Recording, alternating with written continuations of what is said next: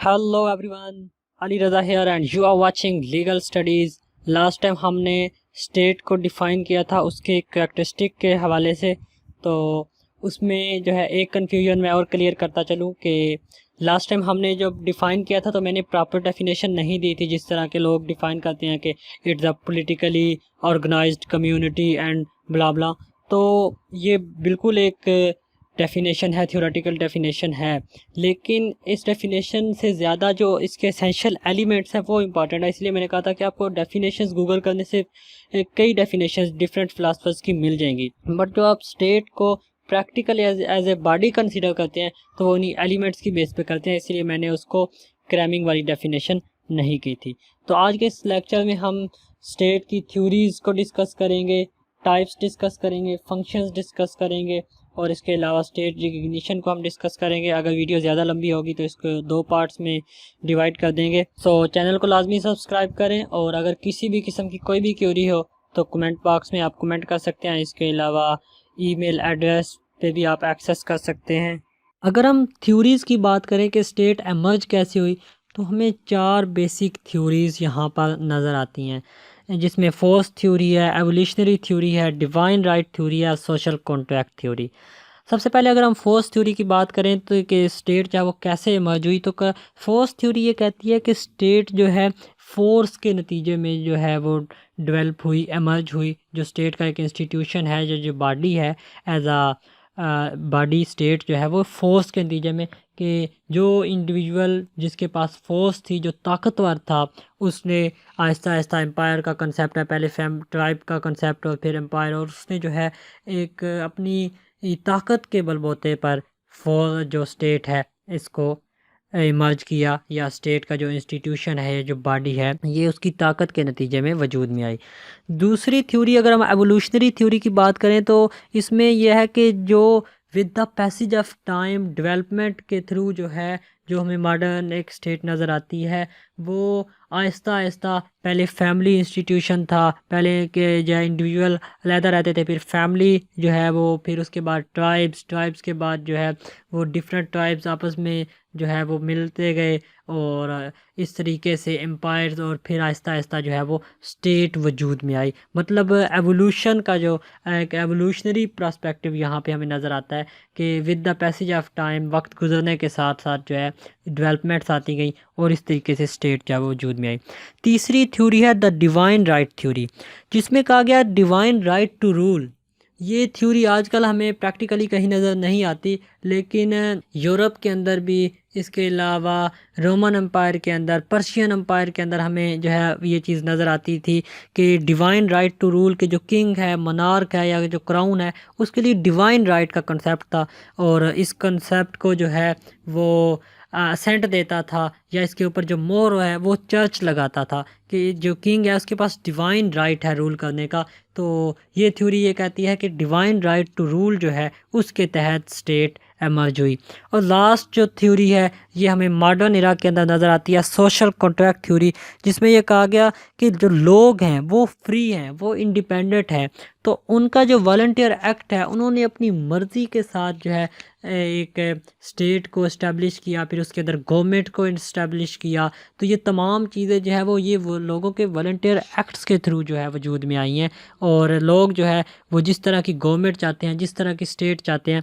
उस तरह की स्टेट जो है वो लोग अपनी मर्ज़ी से इस्टेब्लिश कर लेते हैं। तो ये चार बेसिक थ्योरीज़ हैं। तो वो जो हमारे पास थ्योरीज़ थी वो बेसिकली ये थ्योरीज़ थी कि स्टेट एज आ इंस्टीट्यूशन या एज आ बॉडी, एज आ एंटिटी इमर्ज कैसे हुई। अब हम जिस चीज़ की बात करने लगे हैं वो ये है कि स्टेट को एज अ एंटिटी हम देखते कैसे हैं, स्टेट जो है हमारे लिए क्या है, या डिफरेंट स्कूल ऑफ थॉट्स जो हैं वो स्टेट को किस तरीके से परसीव करते हैं, उसकी बेसिस पे जो है वो कुछ थ्योरीज़ हैं। इसमें हमारे पास जो सबसे पहली थ्योरी है उसको हम लिबरल थ्योरी कहते हैं। इसके अलावा इसको कंजर्वेटिव थ्योरी भी कहा जाता है। तो यहाँ पर जो लिबरल थ्योरी है उसके मुताबिक स्टेट एक न्यूट्रल एंटिटी है, और इकानमी और सोसाइटी से इसका जो है वो कोई रिलेशन नहीं है। ये तीनों डिफरेंट चीज़ें हैं इसका जो है, क्योंकि आगे जब हम मार्क्सिस्ट थ्योरी को रीड करेंगे तो वहाँ पे इनके दरमियान रिलेशन है। तो ये जो लिबरल थ्योरी है ये इसको नेगेट करती है, वो कहती है कि स्टेट एक न्यूट्रल एंटिटी है, और ये टोटली डिस्टिंग्विश है फ्रॉम सोसाइटी एंड इकानमी। और इसके अलावा इसका जो मेजर थीम है वो कैपिटलिज्म के ऊपर है, और जो कैपिटलिस्ट स्कूल ऑफ थॉट है उसके जो आर्गूमेंट्स हैं वो इस थ्योरी को सपोर्ट करते हैं।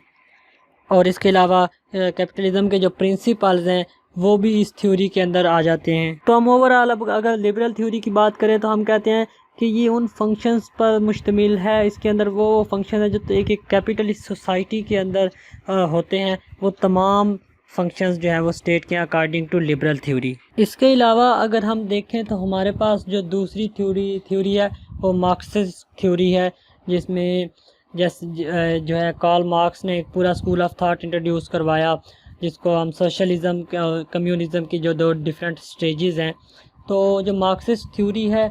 इसमें बेसिकली टोटली अपोजिट है लिबरल थ्योरी के। इसमें उसने कहा है कि जो आपकी पॉलिटिक्स है और इकानमी है इनके दरमियान एक रिलेशन है, स्टेट के अंदर जो है वो पॉलिटिक्स और इकानमी के दरमियान एक कंप्लीट रिलेशन है, और ये रिलेशन ही जो है आपकी स्टेट को डिस्क्राइब करता है कि वो रिलेशन किस तरह का है। दो टर्म्स यूज़ की, economic power and political power, और इन दोनों के दरमियान एक रिलेशन को इस्टेब्लिश किया कार्ल मार्क्स ने, और उसी रिलेशन की बिना पर स्टेट को डिस्क्राइब किया कि ये जो रिलेशन है, ये रिलेशन जो इकानमी और पॉलिटिक्स के दरमियान है, यही रिलेशन जो है वो आपकी स्टेट की नेचर को डिफ़ाइन करता है। इसके अलावा मार्क्सिस्ट स्कूल ऑफ थॉट है, उसकी जो बेस है वो बेसिकली क्रिटिसिज्म है कैपिटलिस्ट क्लास के ऊपर, कैपिटलिज्म के ऊपर। तो यहाँ पर भी इन्होंने जो है वो कैपिटलिज्म के ऊपर क्रिटिसिज्म किया, और इसमें इन्होंने कहा कि जो अभी मौजूदा सेटअप है स्टेट का वो सिर्फ़ और सिर्फ अपर क्लास के इंटरेस्ट को प्रिजर्व करता है, सिर्फ़ और सिर्फ अपर क्लास को फ़ायदा देता है। तो इसमें जो है इन्होंने कहा कि हम एक ऐसी स्टेट जो है अकॉर्डिंग टू मार्क्सिस्ट थ्योरी बनाना चाहते हैं जो कि क्लास लेस सोसाइटी हो, जिसके अंदर जो है ये क्लास सिस्टम कहीं पे भी जो है वो प्रिजर्व ना करे। तो इसको जो है वो मार्क्स ने यही कहा कि जो आपकी स्टेट होती है वो बेसिकली जो सोसाइटी और क्लास का एक रिलेशन है उसका मिरर होती है। तो यहाँ पर जो कैपिटलिस्ट स्कूल ऑफ थॉट है इसमें जो स्ट्रगलिंग क्लास है उसके राइट्स को जो है कोई भी प्रोटेक्ट नहीं कर रहा। तो हमें एक स्टेट जो ऐसी सोसाइटी बनानी है जिसके अंदर ये क्लास सिस्टम कहीं पे भी एग्जिस्ट ना करता हो। और इसके अलावा कार्ल मार्क्स हैं, उन्होंने मौजूदा जो सेटअप है उसको कहा कि ये पॉलिटिकल पावर का एक टूल है, और डोमिनेशन, रूलिंग क्लास की जो डोमिनेशन है उसका एक टूल है, जो कैपिटलिस्ट थ्योरी के मुताबिक जो स्टेट का स्ट्रक्चर है। यहाँ पर हमारे पास जो थर्ड थ्योरी है that is anarchism. Anarchism basically एक पॉलिटिकल फिलासफी है जो कि कहती है कि स्टेट एक इमोरल सी चीज़ है, एक स्टेट जो है वो इमोरल सी चीज़ है और हमें एक स्टेट लेस सोसाइटी बनानी है। और जिस तरह मार्क्सिस्ट स्कूल ऑफ थॉट जो है वो बात करता है, बिल्कुल इसी तरह जो अनार्किस्ट हैं वो भी यही कहते हैं कि जो स्टेट है वो एक टूल के तौर पे यूज़ होता है, एक इंस्ट्रूमेंट के तौर पे यूज़ होता है डोमिनेशन के लिए, और इसके अलावा जो लोअर क्लास है उसको सप्रेस करने के लिए। तो वो ये कहते हैं कि जितना भी स्टेट ऑपरेटर्स है उसको कम्प्लीटली डिसमेंटल कर दिया जाए और एक alternative set of social relation को इस्टेब्लिश किया जाए, जिसके अंदर जो है वो स्टेट पावर को दोबारा से जो है आप कहें कि इस्टेब्लिश किया जाए, और जिसमें जो मेन थीम है वो आपका रिलेशंस के ऊपर हो, बजाय इसके कि जितने इंस्टीट्यूशंस हैं जिनके थ्रू पावर डिराइव की जाती हैं उसके बजाय रिलेशंस के ऊपर, सोसाइटी के जो है आपस में रिलेशंस के ऊपर जो है इस स्ट्रक्चर की बुनियाद रखी जाए। लास्ट थ्योरी हमारे पास जो है वो है प्लूरलिज्म। ये थ्योरी ये कहती है कि जो आपकी सोसाइटी है ये बेसिकली कलेक्शन है इंडिविजुअल्स की और ग्रुप्स की, जो कि आपस में एक पॉलिटिकल पावर के लिए compete कर रहे हैं। एक कंपटीशन का जो है वो एस्पेक्ट बताया गया है, जिसमें इन्होंने कहा कि स्टेट एक न्यूट्रल एंटिटी है, एक न्यूट्रल बॉडी है, जो इलेक्टोरल सिस्टम के अंदर जो ग्रुप डोमिनेट करता है उसको पावर सौंप दी जाती है, या जो पावर है वो उसके हवाले कर दी जाती है। तो इसमें बेसिकली वो कहना ये चाह रहे हैं कि स्टेट एक ऐसे इंस्ट्रूमेंट के तौर पे यूज़ होती है कि जो ग्रुप आपके इलेक्टोरल सिस्टम के अंदर इलेक्शन के अंदर डोमिनेट करता है उसको वो जो उसकी जो विल है उसको इन्फोर्स कर दिया जाता है। तो स्टेट इसके लिए जो है वो यूज़ होती है। अगर हम इसको समराइज़ करें तो जो लिबरल थ्योरीज़ हैं वो कैपिटलिस्ट सिस्टम के ऊपर बेस करती हैं और स्टेट को न्यूट्रल एंटिटी मानती हैं,